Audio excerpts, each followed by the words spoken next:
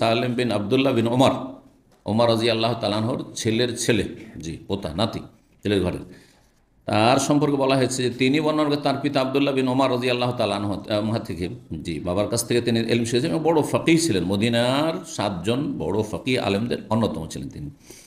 তার থেকে তিনিও তার বাবা আবদুল্লাহ বিন ওমর বর্ণনা করেছেন আনিন নবী সাল্লাল্লাহু আলাইহি ওয়াসাল্লাম, নবী সাল্লাল্লাহু আলাইহি ওয়াসাল্লাম থেকে মিসলহু, এই ধরনের কথা যে একত্রিত সম্পদকে ভিন্ন ভিন্ন করা যাবে না, আর ভিন্ন ভিন্ন সম্পদকে একত্রিত করা যাবে না, জাকাত যাতে বেশি পায় অথবা কম দিতে হয় সেজন্য।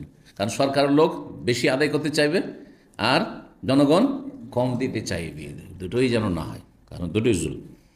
আপনি আল্লাহর হক মারলে, গরিবের হক মারলেন, যদি কম দিলেন তো হ্যাঁ ধন সম্পদের মালিক, আর যদি সরকার বেশি করে নিয়ে গেল, সরকারের প্রতিনিধি বেশি করে নিয়ে গেল, তাহলে জনগণের উপর কী করলেন?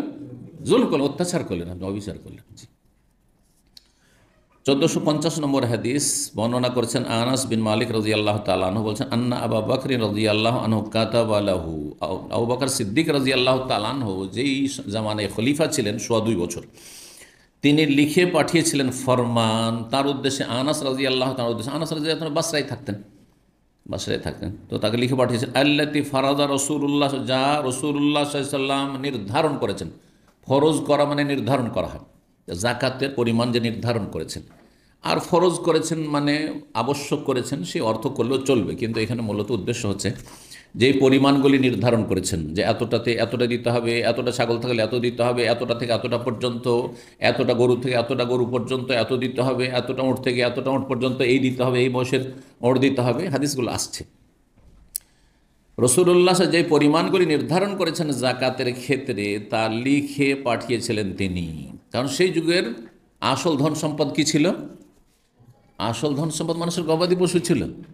এখনও আরবদের যারা ধরেন শহরে বসবাস করেন, তাদের মূল ধন সম্পদ, অনেকে শহরে বাস করার পরও বড় বড় মোটের পালের মালিক আছে, বড় বড় বকরি ছাগলের মালিক আছে, বিশাল বিশাল ফার্ম আছে, আর সেখানে ছাগলের পাল আছে, মোটের পাল আছে। রাসূলুল্লাহ সব যা নির্ধারণ করেছেন লিখে পাঠিয়েছিলেন, কি তার মধ্যে এই কথাটি ছিল ওয়ালা ইউজমাউ বাইনা মুতাফাররিকিন, ভিন্ন ভিন্ন সম্পদকে একত্রিত করা চলবে না, ওয়ালা ইউফাররাকু বাইনা মুজতামিইন, আর একত্রিত ধন সম্পদকে ভিন্ন ভিন্ন করা যাবে, আলাদা আলাদা করা যাবে না, পৃথক পৃথক করা যাবে না, খাশিয়াতাস সাদাকা, জাকাত ফরজ হয়ে যাওয়ার আশঙ্কায়, জাকাত ফরজ হয়ে যাচ্ছে সেই জন্য। আপনার প্রয়োজন থাকে, ধরেন আপনার কাছে 7.5 ভরি স্বর্ণ আছে বা 10 ভরি স্বর্ণ আছে, হ্যাঁ, তো আপনি 10 মাস 11 মাস ঠিকই রাখলেন, আর তারপরে হঠাৎ প্রয়োজন হয়ে গেল, এটা জমি কিনছেন অথবা কোনো একটা প্রয়োজন আছে, অভাব আছে, চিকিৎসা আছে, গয়না বিক্রি করে দিলেন, কমে গেল, তারপরে অসুবিধা নেই, কারণ আপনার নিয়ত খারাপ নেই, যে আমি জাকাত দেবো না, গরিবের হক মারবো সেই জন্য। কিন্তু 11 মাস ধরে রাখলেন, আর তারপরে যেমনই বছর পুরা হয়ে আসছে তখন দিলেন এমন একটা পরিমাণ বিক্রি করে, হ্যাঁ, যে বা আর কাউকে দিয়ে দিলেন, হ্যাঁ, যাতে করে জাকাত না দিতে হয়। আবার যখন ওই সময়টা পার হইল তখন আবার বেশি করে কিনে নিলেন, আবার যখন বছর পুরা হইতে যাচ্ছে তখন আবার দিলেন কমিয়ে। এইটা জায়েজ নাই, কারণ আপনার উদ্দেশ্য হচ্ছে হারাম হিল্লা, হিল্লা মানে চোরা রাস্তা খোঁজা, সুবিধাজনক রাস্তা খোলা।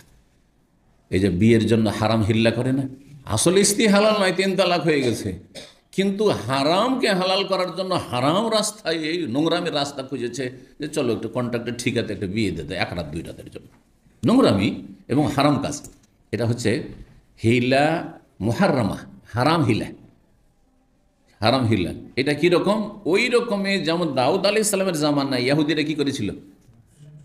আল্লাহ বলে ওয়ালা তাদু ফিস সাবতে, শনিবারে মাছ ধরতে পারবেন না। আর আল্লাহর পরীক্ষা, ওই দিনে বেশি বেশি মাছ আসে আর অন্য দিনে মাছ পাওয়া যায় না, পরীক্ষা ফেলে দিন আল্লাহ রাব্বুল আলামিন। লোভ সামলাইতে পারলেন না, বলছে আল্লাহ নিষেধ করেছেন মাছ ধরতে না, কিন্তু মাছকে বাঁধ দিয়ে ঘেরা রাখতে তো নিষেধ নেই, ঠিক না?